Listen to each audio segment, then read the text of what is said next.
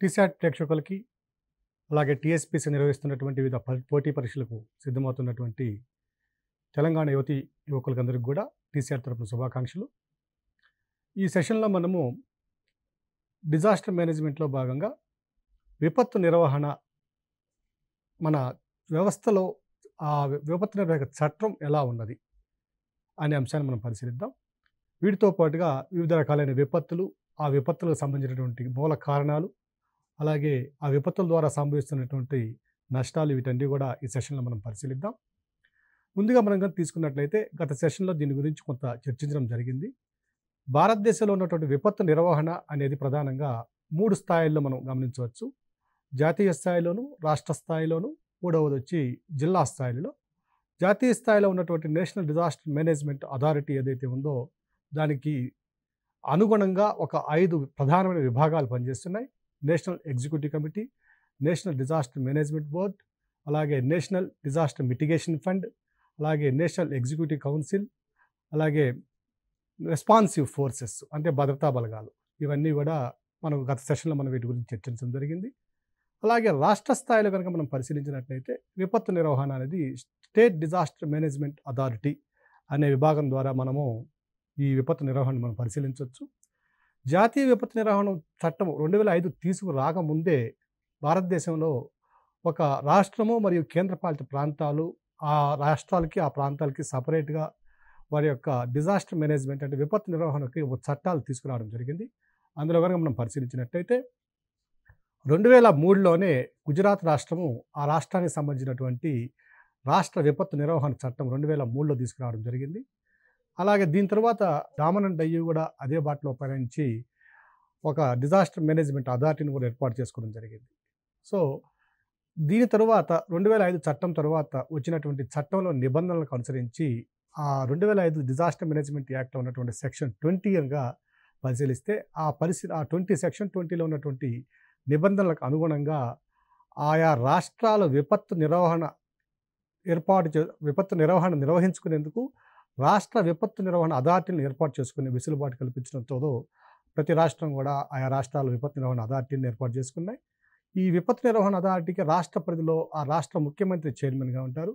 అలాగే ఆ రాష్ట్రానికి సంబంధించినటువంటి చీఫ్ సెక్రటరీ గారు ఎవరైతే ఉంటారో ఆయన స్టేట్ ఎగ్జిక్యూటివ్ కమిటీకి, మనకి నేషనల్ ఎగ్జిక్యూటివ్ కమిటీకి ఉన్నప్పుడు ఎలా ఉందో ఇక్కడ రాష్ట్రంలో కూడా స్టేట్ ఎగ్జిక్యూటివ్ కమిటీకి చీఫ్ సెక్రటరీ దానికి మన పూర్తి బాధ్యతలు వహిస్తారు ఆయన. అలాగే వీటితో పాటుగా ఈయనతో పాటుగా 4 ప్రిన్సిపల్ సెక్రటరీలు కూడా మనము ఈ ఎగ్జిక్యూటివ్ కమిటీలో గమనించవచ్చు. ఇక జిల్లా స్థాయికి వచ్చేసరికి జిల్లా స్థాయిలో ఉన్నటువంటి ఆ విపత్తు నిర్వహణ బాధ్యతలన్నీ కూడా ఆ జిల్లాకు సంబంధించిన కలెక్టర్ మీద పూర్తి స్థాయిలో ఆధారపడి ఉంటాయి. ఈ కలెక్టర్ లేని సమక్షంలో దానికి ఉన్నట్టు చైర్మన్ మేజిస్ట్రేట్ ఎవరైతే ఉన్నారో, డిస్ట్రిక్ట్ మేజిస్ట్రేట్ ఎవరైతే ఉంటారో, కలెక్టర్ లేని సందర్భంలో డిస్ట్రిక్ట్ మేజిస్ట్రేటు ఆ విపత్తు నిర్వహణ సంబంధించినటువంటి చైర్మన్ బాధ్యతలను స్వీకరిస్తారు. ఈయన కూడా లేని సమక్షంలో ఈయన ఆబ్సెన్స్లో కనుక మనం పరిశీలించినట్లయితే ఒక డిప్యూటీ కమిషనర్ స్థాయి అధికారి ఆ డిస్ట్రిక్ట్ డిజాస్టర్ మేనేజ్మెంట్ అథారిటీకి చైర్మన్గా వ్యవహరిస్తారు. అలాగే వైస్ చైర్మన్ కనుక మనం తీసుకున్నట్లయితే ఆ జిల్లా ప్రజా పరిషత్ చైర్మన్ ఎవరైతే ఉంటారో ఆయన డిస్ట్రిక్ట్ లెవెల్లో జిల్లా స్థాయిలో వైస్ చైర్మన్గా వ్యవహరిస్తారు. ఇక ఇతర సభ్యుల్ని కనుక మనం పరిశీలించినట్లయితే సూపరింటెండెంట్ ఆఫ్ పోలీసు, అలాగే district medical and health officer DM&HO, అలాగే జిల్లాలో ఉన్నటువంటి ఒక 2 అధికారులు, గ్రూప్ 1 స్థాయి అధికారులు, అలాగే జిల్లా పరిషత్ CEOగా ఎవరైతే ఉంటారో ఆ CEO స్థాయి అధికారి, వీళ్ళందరూ కూడా డిస్ట్రిక్ట్ లెవెల్ డిజాస్టర్ మేనేజ్మెంట్ అథారిటీలో సభ్యులుగా ఉంటారు. ఒకవేళ ఆ జిల్లాలో కనుక ట్రైబల్ ఏరియా సంబంధించిన ప్రాంతం ఏదైనా ఉంటే ఆ ట్రైబల్ ఏరియాకు సంబంధించినటువంటి ఎగ్జిక్యూటివ్ కౌన్సిల్ ఏవైతే ఉంటారో ఆ ఎగ్జిక్యూటివ్ కౌన్సిల్ మెంబరు ఈ జిల్లా స్థాయిలో ఉన్నటువంటి విపత్తు నిర్వహణ అథారిటీకి వైస్ చైర్మన్గా పనిచేస్తారు. వీటితో పాటుగా మెట్రోపాలిటన్ సిటీస్ మనం పరిశీలించినట్లయితే 2వ పరిపాలనా సంఘం సిఫార్సులు సూచించిన విధంగా ఆ కమిషన్ యొక్క సూచనల మేరకు విపత్తుల నిర్వహణకు బాధ్యతలను పూర్తి స్థాయిలో మేయర్ నిర్వహిస్తారు. ఈ మెట్రోపాలిటన్ సిటీలు అన్నప్పుడు 25 లక్షల పైగా జనాభా ఉన్న సిటీలలో మేయరు ఈ బాధ్యతలు నిర్వహించడం జరుగుతుంది. అలాగే రాష్ట్రంలో కానివ్వండి, మన కేంద్ర స్థాయిలో కానివ్వండి, జాతీయ స్థాయిలో కానివ్వండి, ఏదైనా విపత్తు నిర్వహించినప్పుడు ఆ విపత్తును నిర్వహించే శాఖ ఏమిటి, ఆ నిర్వహించే శాఖకి ఎవరు నోడల్ మంత్రిత్వ శాఖగా ఉంటారు. సో నోడల్ మంత్రిత్వ శాఖ అంటే దానికి సంబంధించినటువంటి టెక్నాలజీ, దానికి సంబంధించినటువంటి అన్ని విషయాలని కూలంకషంగా వివరించగలిగినటువంటి శాఖ. ఏ మంత్రిత్వ శాఖ కిందకు వస్తుందో అది. భూకంపాలు కనుక మనం తీసుకున్నట్లయితే నోడల్ మంత్రిత్వ శాఖ కనుక తీసుకున్నట్లయితే ఎర్త్ సైన్సెస్, అంటే భూమికి సంబంధించినటువంటి సైన్స్ ఏవైతే ఉన్నాయో, అంటే సైన్స్ అండ్ టెక్నాలజీ మినిస్ట్రీ కిందకు వస్తుంది ఇది. దీని భూకంపాలు సంభవించినప్పుడు సంభవించే నష్టాలను నివారించడానికి, అలాగే తగిన సహాయ చర్యలు చేపట్టడానికి, పునరావాసము, పునర్నిర్మాణము, వీటన్నిటికి కూడా హోం మంత్రిత్వ శాఖ పూర్తి స్థాయి బాధ్యతలు నిర్వహించడం జరుగుతుంది, మనం తెలుసుకోవాలి. ఇక వరదలు కనుక చూసినట్లయితే, ఫ్లడ్స్ అనేవి కనుక పరిశీలించినట్లయితే, దీనికి నోడల్ మంత్రిత్వ శాఖ, ఇది ఏ శాఖ కిందకు వస్తుంది? జలవనరుల శాఖ కిందకు వస్తుంది. కానీ జలవనరుల శాఖ కిందకు వచ్చిన విపత్తు సంభవించినప్పుడు దాన్ని నిర్వహించేవారు ఎవరంటే హోం మంత్రిత్వ శాఖగా మనం గమనించాలి. అలాగే దేశవ్యాప్తంగా పరిశీలించిన, రాష్ట్ర వ్యాప్తంగా పరిశీలించిన విపత్తులు జరిగినప్పుడు ఆ విపత్తులు ఏ ఏ విభాగాల కిందకు వస్తాయి, ఏ మంత్రిత్వ శాఖ కిందకు వస్తాయి, ఆ విపత్తు సంభవించినప్పుడు తీసుకోవాల్సిన జాగ్రత్తలు కానివ్వండి, సహాయ చర్యలు కానివ్వండి, పునరావాసం కల్పించే బాధ్యతలు కానివ్వండి, వీటిని నిర్వహించే శాఖ ఎవరు అనే అంశాలు కూడా మనకి పరీక్షల్లో ప్రిలిమినరీ పాయింట్ ఆఫ్ వ్యూలో కొన్ని చాలా సందర్భాల్లో రావడం జరిగింది. దీనికి సంబంధించిన ఇన్ఫర్మేషన్ కూడా మనము కొన్ని ముఖ్యమైనటువంటి విభాగాలకు సంబంధించినటువంటి విపత్తులకు సంబంధించిన సమాచారాన్ని మనం పరిశీలిద్దాం. భూకంపాలను కనుక పరిశీలించినట్లయితే ఇది అర్త్ సైన్సెస్, అంటే సైన్స్ అండ్ టెక్నాలజీ డిపార్ట్మెంట్ లేదా మినిస్ట్రీ కిందకి వచ్చేటువంటి విభాగము. కానీ విపత్తు సంభవించినప్పుడు జరిగే నష్ట నివారణ చర్యలన్నీ కూడా హోం మంత్రిత్వ శాఖ నిర్వహిస్తుంది. అలాగే వరదలు కనుక తీసుకున్నట్లయితే, ఫ్లడ్స్ని కనుక పరిశీలించినట్లయితే ఇది జలవనరుల శాఖ, అంటే వాటర్ రిసోర్సెస్ మినిస్ట్రీ కిందకు వస్తే దీనికి సంబంధించినటువంటి విపత్తు నిర్వహణ, disaster management responsibilities will be taken by the home ministry. వీటితో పాటుగా మనము భూపాతాలు కనుక పరిశీలించినట్లయితే, అంటే ల్యాండ్ స్లైడ్స్ అనేవి మైనింగ్ సంబంధించినవి కాబట్టి ఇది గనుల శాఖ కిందకు వచ్చేటువంటి విభాగము. దీని యొక్క విపత్తు సంబంధించిన బాధ్యతలు మాత్రం హోం మంత్రిత్వ శాఖే తీసుకుంటుంది. అలాగే హిమపాతం కనుక తీసుకున్నట్లయితే, అంటే మనకి గ్లేషియర్స్ కానివ్వండి, లేదా విపరీతమైనటువంటి మంచు కురవడం ద్వారా వచ్చే నష్టం కానివ్వండి, అలాగే హిమనీ నదాలు పొంగి పొరలు కానివ్వండి, అంటే కరిగి ప్రవహించడం కానీ, ఇవన్నీ కూడా రక్షణ మంత్రిత్వ శాఖ కిందకు వస్తాయి.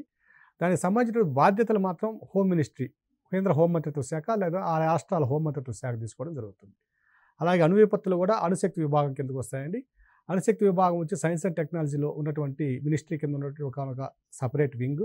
దీనికి సంబంధించినప్పుడు విపత్తు సంభవిస్తే తీసుకోవాల్సిన జాగ్రత్తలు కూడా మన హోమ్ మినిస్ట్రీ వారే ఈ బాధ్యతలన్నీ కూడా తీసుకుంటారు.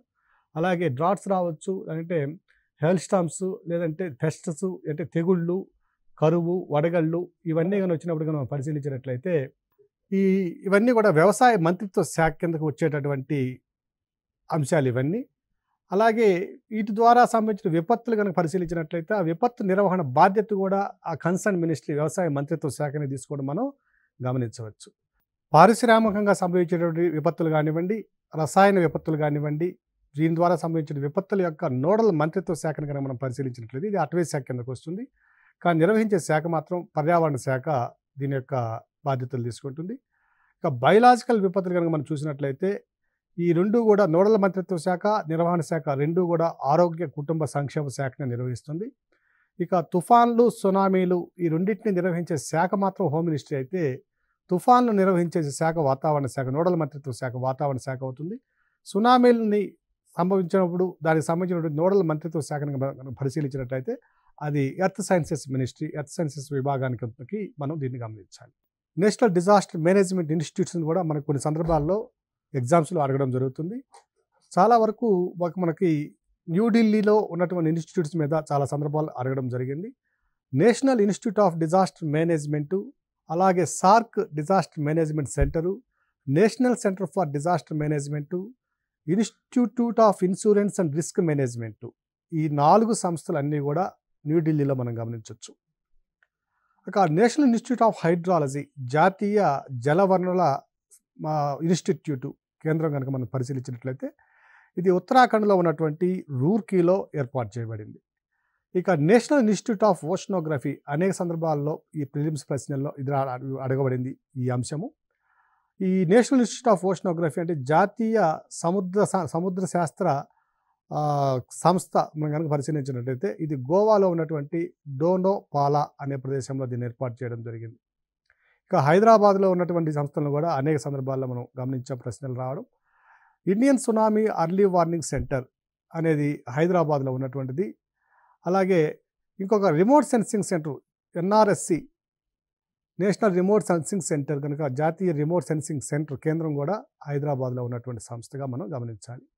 అలాగే భూకంపాలకు సంబంధించినటువంటి స్టడీ చేసేటటువంటి ఒక సంస్థను కనుక మనం పరిశీలించినట్లయితే ఇది ఉత్తరప్రదేశ్లో ఉన్నటువంటి ఐఐటి కాన్పూర్లో దీన్ని ఏర్పాటు చేయడం జరిగింది. దీన్ని national information centre for earthquake engineering అనే విభాగంతో ఐఐటి కాన్పూర్లో భారతదేశం మొత్తం మీద అలాగే ప్రత్యేకంగా హిమాలయాల్లో వచ్చేటటువంటి భూకంపాల అధ్యయనం కోసం వాటి ద్వారా మనకి కొంత సమాచారం సేకరించి భవిష్యత్తులో భూకంపాలను ముందుగానే పసిగట్టే విధంగా ఇక్కడ పరిశోధనలు జరగడం మనం గమనించాలి. ఇక అహ్మదాబాద్లో ఉన్నటువంటి మరొక అంశాన్ని కనుక మనం పరిశీలించినట్టయితే డిజాస్టర్ మిటిగేషన్ ఇన్స్టిట్యూట్ అంటే విపత్తు ఉపశమన కేంద్రము అనేది అహ్మదాబాద్లో ఉన్నటువంటి సంస్థ. అలాగే హైదరాబాద్లో మరొక సంస్థను మనం పరిశీలించినట్లయితే environment protection training and research institute పర్యావరణ పరిరక్షణ మరియు శిక్షణ మరియు పరిశోధనా కేంద్రం ఇది హైదరాబాద్లో ఉన్నటువంటి ఇన్స్టిట్యూట్. అలాగే సెంటర్ ఫర్ డిజాస్టర్ మేనేజ్మెంట్ అనే ఒక సంస్థను కూడా పూణేలో మనం నిర్వహిస్తున్నాం. సో ఈ పూణే భారత వాతావరణ మంత్రిత్వ శాఖ కింద ఉన్నటువంటి భారత వాతావరణ కేంద్రం ఏదైతే ఉందో దానికి అనుబంధంగా సెంటర్ ఫర్ డిజాస్టర్ మేనేజ్మెంట్ కూడా ఇక్కడ తన విధుల్ని నిర్వహిస్తుంది. అలాగే భారతదేశంలో డిజాస్టర్ మేనేజ్మెంట్కి ఉన్నటువంటి చట్టంతో పాటుగా 2016లో మొట్టమొదటిసారిగా ఒక ప్లాన్ను కూడా విడుదల చేసింది భారత ప్రభుత్వం. సో 2016లో చేసినటువంటి ఈ ప్లాన్ని నేషనల్ డిజాస్టర్ మేనేజ్మెంట్ ప్లాన్ 2016 అని వ్యవహరిస్తారు. జాతీయ విపత్తు నిర్వహణ ప్లాను 2016. సో దీని యొక్క ప్రధాన ఉద్దేశం ఏమిటంటే Sendai framework for disaster risk reduction అనే ఒక ఫ్రేమ్వర్క్ అంతర్జాతీయ ఒక ఫ్రేమ్వర్క్ ఉంది. ఐక్యరాజ్య సమితిలో ఉన్నటువంటి సభ్య దేశాలన్నీ కూడా 2015 మార్చిలో జపాన్లోని సెండై అనే ప్రదేశం వద్ద ఆ ప్రాంతం వద్ద ఒక సదస్సును నిర్వహించి ఆ సదస్సులో ఉన్నటువంటి తీసుకున్నటువంటి డిజాస్టర్ మేనేజ్మెంట్ నిబంధనలకు అనుగుణంగా అంటే విపత్తు నిర్వహణ తీసుకోవాల్సిన చర్యలు అంతర్జాతీయంగా ఏవైతే సూచించబడినాయో ఆ సూచనలకు అనుగుణంగా 2016లో నేషనల్ డిజాస్టర్ మేనేజ్మెంట్ ప్లాన్ అనేది ఇక్కడ ఏర్పాటు చేయడం మనం తీసుకురావడం జరిగింది. అలాగే 2015-2030 కాలం మధ్య కాలంలో కాన్ఫరెన్స్ ఆఫ్ పార్టీస్ 21లో జరిగినటువంటి ప్యారిస్ ఒప్పందం ప్రకారము అందులో ఉన్నటువంటి అంశాలను కూడా ఈ 2016లో ప్లాన్లో నేషనల్ డిజాస్టర్ మేనేజ్మెంట్ ప్లాన్లో పొందుపరచడం జరిగింది. సో 2015-2030 మధ్యకాలంలో దాదాపుగా విపత్తుల ద్వారా సంభవించిన నష్టాన్ని కనిష్ట స్థాయికి తీసుకురావడము అలాగే సుస్థిరాభివృద్ధిగా మనము అనేక ప్రయత్నాలు నిర్వహించడము అనేవి ఇందులో ప్రధానంగా ఉంటాయి. అలాగే సెండై ఫ్రేమ్వర్క్ కూడా మనకు దాని యొక్క లక్ష్యాన్ని కనుక మనం పరిశీలించినట్లయితే ఇది సుస్థిరాభివృద్ధిలో విపత్తులు తగ్గించడము అనేది ఒక కీలకమైన అంశంగా దీంట్లో పరిగణించబడింది. సో ఈ సుస్థిరాభివృద్ధిని సాధించడంలో విపత్తులను ఎంతవరకు తగ్గించగలమో అంత మేరకు తగ్గించినట్లయితే మనము 2015-2030 లోపల సుస్థిరాభివృద్ధి దిశగా మనము అడుగులు వేయగలము అనే విధంగా ఈ ప్లాన్లో చర్చించడం దాంట్లో పొందుపరచడం జరిగింది. అలాగే ఇంతకుముందు ఉన్నటువంటి అనేక ఒప్పందాల ప్రకారం సదస్సులు తీసుకున్నటువంటి తీర్మానాల ప్రకారంగా మనం పరిశీలించినట్లయితే 2000 నాటికే ఒకసారి సుస్థిరాభివృద్ధి సాధించాలని మరొకసారి 2020 నాటికి సుస్థిరాభివృద్ధి సాధించాలని గోల్స్ పెట్టుకున్నప్పటికీ అది వీలు కాని సందర్భంలో ఈ సెండై ఫ్రేమ్వర్క్ అనేది మరింత ప్రాధాన్యత సంతరించుకున్నటువంటి అంశంగా మనం గమనించాలి. సో ఇవన్నీ కూడా భారతదేశంలో ఉన్నటువంటి విపత్తు నిర్వహణ వ్యవస్థలోని ప్రధాన అంశాలు. ఇక మనం విపత్తుల్లో మనకి సహజ విపత్తులు ఉన్నాయి, అలాగే మానవ ప్రేరిత విపత్తులు ఉన్నాయని మనం గమనించాం. ఈ విపత్తుల్లో ఒక్కొక్క దాన్ని మనం పరిశీలించుకుంటూ వస్తే భారతదేశంలో ఉన్న సహజ విపత్తుల్లో మనం మొట్టమొదటిగా పరిశీలించవలసింది భూకంపాలు. సో భూకంపాలు రావడానికి గల కారణాలు ఏమిటి అనేవి మనం చిన్నగా కొంచెం ఒక 2-3 పాయింట్స్లో విశ్లేషణ కనుక చేసుకున్నట్లయితే భూకంపాలు రావడానికి ప్రధాన కారణము భూమి లోపల ఉన్నటువంటి ఆ ప్లేట్స్ ఏవైతే ఉన్నాయో టెక్టానిక్ ప్లేట్స్ ఏవైతే ఉన్నాయో వాటి మధ్య వస్తున్నటువంటి సర్దుబాట్ల కారణంగా ఈ భూకంపాలు రావడానికి అవకాశం ఉంది. సో ఈ భూకంపాలు కనుక మనం పరిశీలించినట్లయితే ఇవి రావడానికి ప్రధాన కారణం పలకల సరిహద్దు ప్రాంతాలు. సో ఈ పలకల సరిహద్దు ప్రాంతాలు కనుక మనం పరిశీలించినట్లయితే 3 రకాల పలకల సరిహద్దులు మనం గమనించవచ్చు. సో ఈ 3 రకాల సరిహద్దులు ఉన్నటువంటి ప్రాంతాలను మనం కనుక చూసినట్లయితే ఇది కొన్ని డైవర్జెంట్ ప్లేట్ బౌండరీస్, కొన్ని కాన్వర్జెంట్ ప్లేట్ బౌండరీస్, కొన్ని ట్రాన్స్ఫార్మ్ ప్లేట్ బౌండరీస్ ఉండడం జరుగుతుంది. సో 2 ప్లేట్స్ కనుక ఒకదానికొకటి వ్యతిరేకంగా దిశల్లో ప్రయాణిస్తూ ఉంటే, అభిముఖ దిశలో ప్రయాణిస్తూ ఉంటే ఇవి 2 నెట్టుకోవడం వల్ల ఏమవుతుందంటే ఒక ప్లేట్ కిందకు జరగడము, అంటే అధిక సాంద్రత కలిగిన ప్లేట్ కిందకి వెళ్ళి అల్ప సాంద్రత కలిగిన ప్లేట్ పైకి వస్తుంది. సో ఇదొక సడన్ మూవ్‌మెంట్‌గా జరగడం వల్ల కొన్ని ట్రిలియన్‌ల వాట్ల శక్తి ఒకేసారి విడుదల కావడం వల్ల ఆ శక్తి అంతా కూడా తరంగాల రూపంలో పైకి రావడం జరుగుతుంది. సో ఒక భూకంపం అనేది దాదాపుగా 100 కిలోమీటర్ల లోపల వరకు నాభి కలిగి ఉన్నట్లయితే దాని ద్వారా సంభవించే భూకంపం అనేది తీవ్రమైన నష్టాన్ని జరిగించడానికి అవకాశం ఉంటుంది. సో ప్రధాన కారణం ఏమిటంటే భూకంపాలు రావడానికి కారణం పలకల సరిహద్దు ప్రాంతాల్లో అభిసరణమైనా చెందాలి, అపసరణమైనా చెందాలి, లేదా ఒకదానిపై ఒకటి జారుతూ అయినా ఉండాలి. ట్రాన్స్ఫార్మ్ బౌండరీస్ అయినా ఉండాలి. ఇటువంటి సందర్భాల్లో మనకి భూకంపాలు రావడానికి అవకాశం ఉంది. సో ఇటువంటి భూకంపాలు భారతదేశంలో ఉన్నటువంటి ప్రాంతాలు కనుక మనం పరిశీలించినట్లయితే మొత్తం 35 రాష్ట్రాలు మరియు కేంద్రపాలిత ప్రాంతాలు, ఇప్పుడు కనుక తీసుకుంటే 36 కేంద్రపాలిత ప్రాంతాలు రాష్ట్రాలు కనుక పరిశీలించినట్లయితే 27 లేదా 28 భౌగోళిక ప్రాంతాల్లో రాష్ట్రాలు మరియు కేంద్రపాలిత ప్రాంతాలలో మనకి భూకంపాలు రావడానికి అవకాశం ఉన్నట్లుగా మనం గమనిస్తున్నాం. 35 రాష్ట్రాలు మరియు ప్రాంతాలు అనే అంశాన్ని పరిశీలించినట్లయితే జమ్మూ కాశ్మీర్ని ఒక రాష్ట్రంగా కనుక పరిగణించినట్లయితే 35 అవుతుంది. లేదంటే 2 కేంద్రపాలిత ప్రాంతాలు తీసుకుంటే 36 అవుతుందనే అంశాన్ని అభ్యర్థులు గమనించాలి. ఇక భారతదేశంలో బాగా విపత్తులు అంటే భూకంపానికి సంబంధించిన విపత్తులు తీవ్రంగా సంభవించేటువంటి ప్రాంతాన్ని కనుక మనం పరిశీలించినట్లయితే హిమాలయ ప్రాంతం. అనేక సందర్భాల్లో జియోగ్రఫీలో కూడా ఈ భూకంపాలు సంభవించడానికి గల కారణం ఏమిటి అనే అంశాన్ని మనం పరిశీలించున్నాం. మరొకసారి కనుక పరిశీలించినట్లయితే హిమాలయ ప్రాంతాల్లో ఉన్నటువంటి ఈ ప్రాంతంలో ఇది ద్వీపకల్ప భారతదేశ ప్రాంతము, ఇది ఉత్తర భారతదేశ ప్రాంతము లేదా ఆసియా ప్లేటు. ఈ రెండు కూడా ఒకదానితో ఒకటి ఢీకొని ఉండడం వల్ల ఈ ప్రాంతం అంతా కూడా ఒక సరిహద్దు భౌగోళిక ప్రాంతంగా, అంటే ప్లేట్ టెక్టానిక్స్కి సంబంధించినటువంటి ఒక కాన్వర్జింగ్ ప్లేట్ బౌండరీ కావడం వల్ల ఈ ప్రాంతంలో ఎప్పుడూ కూడా భూమి లోపల ఉన్నటువంటి ఆస్తనోస్ఫియర్లో ఉన్నటువంటి కదలికల వల్ల, అంటే ప్లేట్ టెక్టానిక్స్ వల్ల ఇక్కడ ఎప్పుడూ కూడా ప్లేట్స్ మూవ్ అవుతూ ఉండడం వల్ల అనేక సందర్భాల్లో ఇక్కడ శక్తి అకస్మాత్తుగా రిలీజ్ కావడం వల్ల, విడుదల కావడం వల్ల భూకంపాలు సంభవించడానికి అవకాశం ఎక్కువగా ఉంది. ఈ భూకంపాలు సంబంధించిన రాష్ట్రాలను కూడా మనం పరిశీలించినట్లయితే హిమాచల్ ప్రదేశ్, ఉత్తరాఖండ్, జమ్మూ కాశ్మీరు, అలాగే సిక్కిము, నేపాలు, అరుణాచల్ ప్రదేశ్, ఈ ప్రాంతాల్లో మనకి భూకంపాలు ఎక్కువగా సంభవించడానికి అవకాశం ఉంది. ఇక భారతదేశంలో ఉన్నటువంటి భూకంప తీవ్రతను కనుక మనం పరిశీలించినట్లయితే మనకి భూకంప తీవ్రతలను మనం 5 రకాలుగా వర్గీకరించుకుంటే అందులో zone 1, zone 2, zone 3, zone 4, zone 5 అని 5 రకాలుగా మనము జోన్లను వర్గీకరించుకున్నాం. జోన్ 5 అనేది అత్యంత తీవ్రత కలిగినటువంటి భూకంపాలు సంభవించే ప్రాంతంగా మనం గమనించాలి. సో అటువంటి ప్రదేశాలు కూడా భారతదేశంలో మనం గమనించవచ్చు. జోన్ 5 ఉన్న ప్రాంతాలను కనుక మనం పరిశీలించినట్లయితే ఇవి ప్రధానంగా హిమాలయ ప్రాంతాల్లో ఉన్నటువంటి ఇప్పుడు చెప్పుకునే రాష్ట్రాలు ఏవైతే ఉన్నాయో వాటిలో జోన్ 5 ప్రాంతాలు మనం గమనించవచ్చు. అలాగే భారతదేశంలో ఉన్నటువంటి మొత్తం భౌగోళిక ప్రాంతాన్ని కనుక మనం పరిశీలించినట్లయితే 58.6 భౌగోళిక ప్రాంతము భూభాగము మధ్యస్థ నుంచి తీవ్రత ఎక్కువ కలిగినటువంటి భూకంపాలు ఏర్పడడానికి అవకాశం ఉన్నటువంటి ప్రాంతాలుగా గుర్తించబడింది. ఈ పాయింట్ గుర్తుపెట్టుకోండి. 58.6% భూభాగము భారతదేశంలో భూకంపాలు సంభవించడానికి అనుకూలంగా ఉన్న ప్రాంతం. ఇక భారతదేశంలో ఉన్నటువంటి మొత్తం భౌగోళిక ప్రాంతంలో ఏ జోన్స్లో ఎక్కువగా ఉందంటే ఎక్కువ భాగం వచ్చి 2వ జోను, 3వ జోను భూకంప తీవ్రత కలిగినటువంటి ప్రాంతాల్లో ఉంది. ఇక హైదరాబాద్ రాష్ట్రం మనం తెలుసు, తెలంగాణ ప్రాంతాన్ని తీసుకున్నట్లే హైదరాబాదు 2వ జోన్లో ఉంది, అంటే తీవ్రత తక్కువ కలిగినటువంటి ప్రాంతం ఇక్కడ. ఇక జోన్ 5 ప్రాంతాలు మనం ఇంతకుముందు చెప్పుకున్నట్టుగా ఈ మన హిమాలయ పర్వతాలు కలిగిన రాష్ట్రాలతో పాటు మరొక భౌగోళిక ప్రాంతం కూడా ఇక్కడ మనం గమనించాలి. అది అండమాన్ అండ్ నికోబార్ దీవుల ప్రాంతము. ఇక భారతదేశంలో ఉన్నటువంటి ఈ భూకంపాలను గమనించడానికి మనం ఎటువంటి చర్యలను తీసుకుంటున్నాం, ముందస్తుగా మనం వాటిని గమనించి వాటి నుంచి రక్షణ పొందడానికి ఎటువంటి చర్యలు తీసుకుంటున్నాం అనే అంశాన్ని మనం పరిశీలించినట్లయితే చెన్నైలో ఉన్నటువంటి స్ట్రక్చరల్ ఇంజనీరింగ్ రీసెర్చ్ సెంటర్ వారు, ఈ ఇన్స్టిట్యూట్ వచ్చి council of scientific and industrial research విభాగం కింద పనిచేస్తుంది. సిఎస్ఐఆర్ కింద పనిచేస్తుంది. Council of scientific and industrial research CSIR కింద ఇది పనిచేయడం జరుగుతుంది. సో సిఎస్ఐఆర్ కింద పనిచేసేటటువంటి ఈ structural engineering and research centre వారు ఒక పరికరాన్ని ఈ మధ్యనే ఒక టెక్నాలజికల్ సిస్టమ్ని జర్మనీ నుంచి కొనుగోలు చేయడం జరిగింది.